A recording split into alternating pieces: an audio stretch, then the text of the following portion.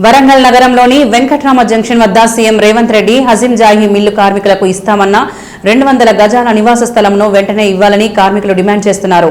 CM Revanth Reddy పాదయాత్ర చేస్తున్న సమయంలో అధికారంలోకి వచ్చాక కార్మికులకు నివాస స్థలాలు ఇస్తామని హామీ ఇచ్చారని అవి ఇప్పటికీ నెరవేర్చలేదని కార్మికులు 20 సంవత్సరాల నుండి పోరాటం చేస్తుంటే 2021లో సుప్రీంకోర్టు కార్మికులకు అనుకూలంగా తీర్పు ఇచ్చిందని, సుప్రీంకోర్టు ఇచ్చిన తీర్పును కూడా ఇప్పటి వరకు కేంద్ర రాష్ట్ర ప్రభుత్వాలు అమలు చేయడం లేదని, వెంటనే కార్మికులకు 200 గజాల నివాస స్థలం కేటాయించి రిజిస్ట్రేషన్ చేయాలని యూనియన్ అధ్యక్షులు శ్రీనివాస్ డిమాండ్ చేశారు.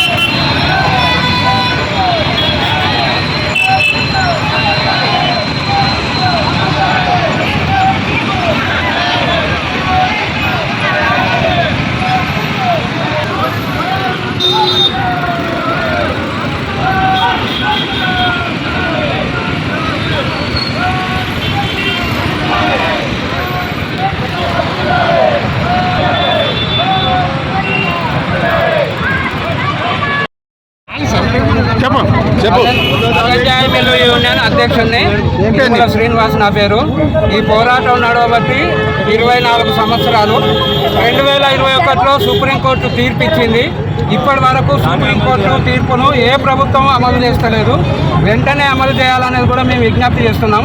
రేవంత్ రెడ్డి ఇక్కడ పిసిసి అధ్యక్షుడు ఉన్నప్పుడు హెడ్ పోస్ట్ ఆఫీస్ దగ్గర మీటింగ్ పెట్టిన సందర్భంలో వచ్చి హామీ ఇచ్చిండ్రు, మేము అధికారంలోకి వస్తే తప్పకుండా వెంటనే మేము సుప్రీంకోర్టు తీర్పును అమలు చేసి ఈ కార్మికులకు న్యాయం చేస్తామనేది చెప్పింది.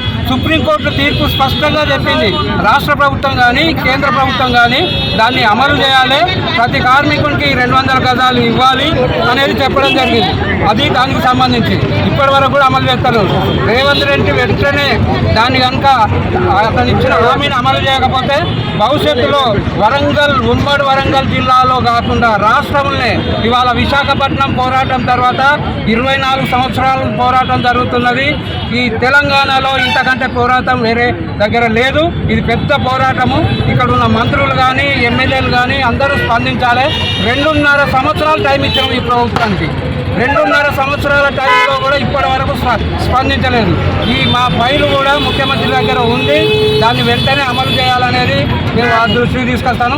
ఆఫీసు విషయం కూడా మీ దృష్టికి తీసుకొస్తున్నాం.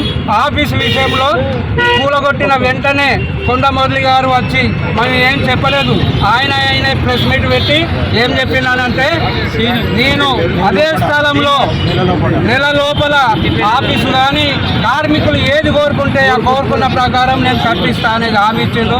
ఇప్పటి వరకు అడ్రస్ లేదు. ఓం నమ శివాయకు కొండమురళి భయపడుతున్నాడా అనేది మాకు అనుమానం వస్తుంది. కొండమురళి తలుచుకుంటే ఓం నమ శివాయ అంతా ఒక మినిస్టర్ వాళ్ళ భార్య ఒక్కరోజు కార్మికుల కోసం ఓం నమ శివాయ పిలిపించి వాళ్ళ సమస్య పరిష్కారం చేసి వాళ్ళ కూలగొట్టిన ఆఫీస్ స్థలంలోనే ఆఫీస్ కట్టి అంటే సమస్య అయిపోతుంది. ఇప్పటికైనా కొండమురళి గారు కొండ దంపతులు మినిస్టర్ కానీ స్పందించి వెంటనే దాన్ని అమలు చేయడానికి ప్రయత్నం చేయాలనేది విజ్ఞప్తి.